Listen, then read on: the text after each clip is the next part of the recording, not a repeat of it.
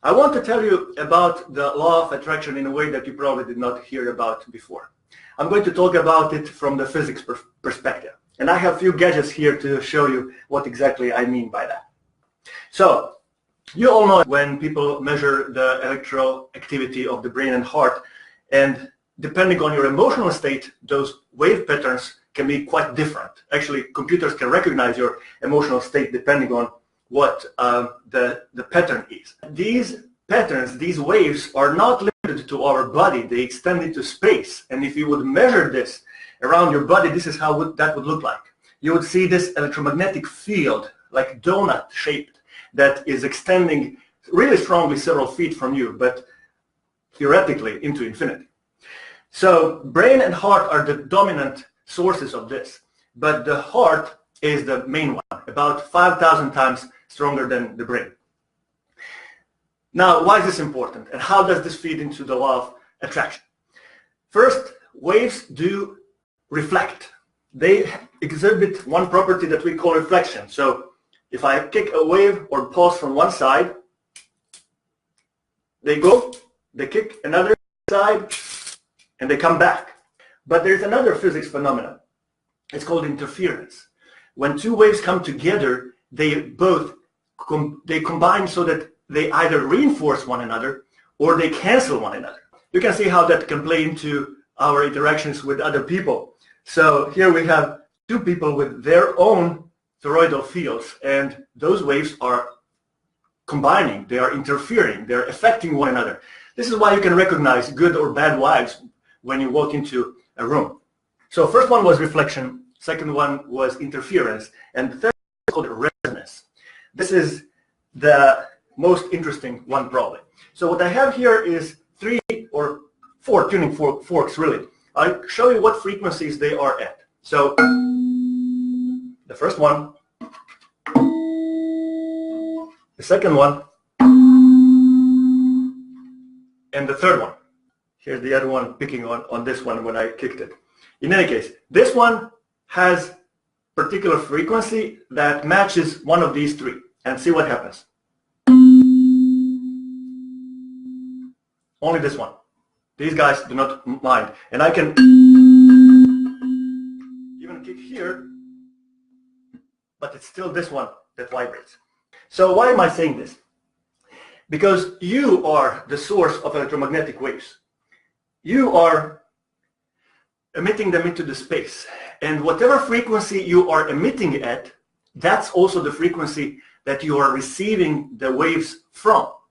If you're at a different frequency, they don't bother you. Those other frequencies, other waves, are just not at your wavelength. They're not at your frequency. The radio stations work exactly this way. One thing that we want to tune ourselves to is to external things that we want to vibrate at, or frequency that we want to vibrate at, but more importantly, we have 4 tuning forks inside us that we want to synchronize with. And those tuning forks are our physical body, so physical body, the vital, energetic body, emotional and intellectual. But most importantly, you are the user of all of this. You are the user of these 4 tuning forks. Now, what happens if they are at different frequencies? Well, as you can guess, nothing much. You just get kind of random noise. It can be actually quite displeasing. But if you tune them up, you can get phenomenal results. Okay, so what can we do about this? The harmonization of these seem to be starting in the heart. That's the most powerful source of the waves. And it turns out that heart has about 4,000 neurites, which are brain-like cells that we only recently discovered. And they tend to seek for connections. They want to establish patterns.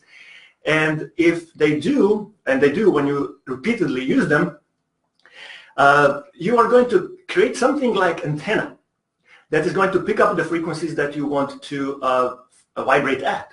So we're going to do in a moment an exercise that is associated with that.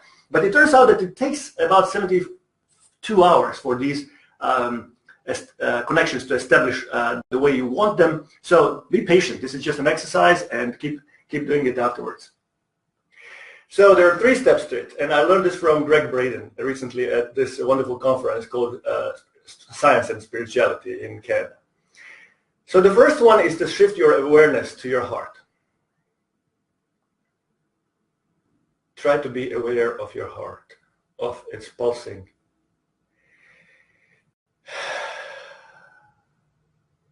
Of the feel that it is producing, of the energy that it is creating.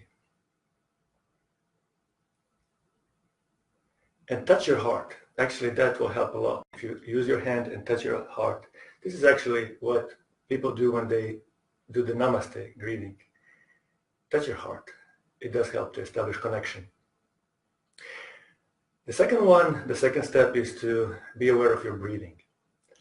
Now imagine that your breathing is a language. Keep your legs uncrossed, keep your arms uncrossed, be comfortable. Imagine that you're breathing a language. What would it say?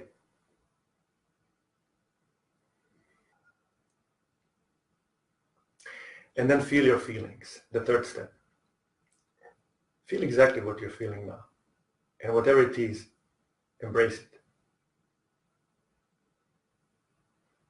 You may even say to yourself, if it is a positive feeling, you may say, I feel joy, and therefore I love and embrace myself. If it's something that you don't like that much, you may say, I feel nervous, and although I feel nervous, I still love and appreciate myself. You may even want to help your body get the message across to the brain by touching the area between your eyebrows. I feel joy, and therefore I love and embrace myself. See, it is this heart and brain connection that is the antenna for us to emit efficiently and pick up vibrations from the surrounding. With that, feel your feelings of the four kinds that will uplift you. The first one is gratitude. Whatever you're grateful for, truly, in this moment in your life, throughout your life. Whatever you can be grateful for that you anticipate in future. Thank you, universe, thank the universe for bringing that in. Thank you for my safe trip.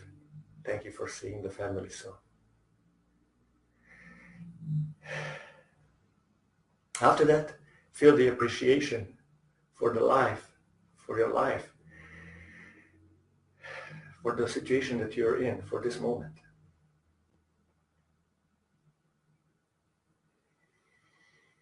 Then switch to caring for others, for your known ones, friends, those who are not your friends, those that love you, those that don't really love you.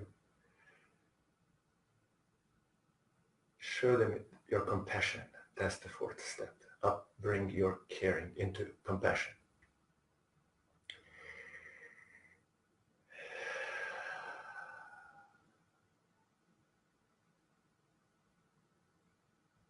Feel how those good vibes are affecting your body, affecting your heart and brain, and how they get emitted into surrounding for the highest good of all.